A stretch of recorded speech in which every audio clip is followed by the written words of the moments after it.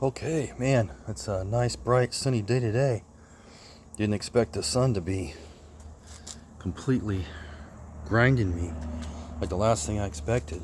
So, update on the Johnson 7.5 horse, seahorse, converting pressure tank dual line to single tank feed line.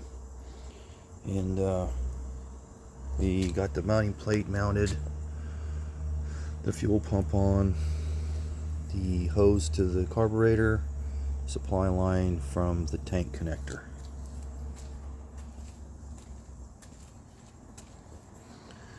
I had to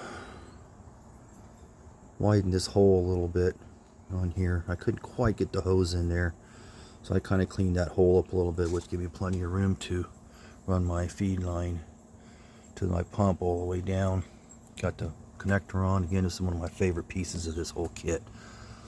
And then under here we got the carburetor hose on. We ran it underneath, just like the video shows, and looked like to me we're ready for testing. Really nice, clean kit. I highly recommend it.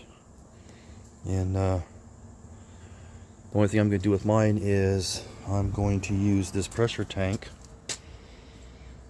as my fuel tank. I'm just not going to be pressurizing it, so that way it kind of looks a little aesthetically correct for this time, just because of what we're trying to accomplish here. But I'm really happy with the installation.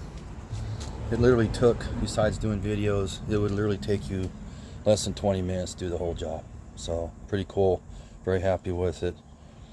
And we'll go ahead and update this when we get her started.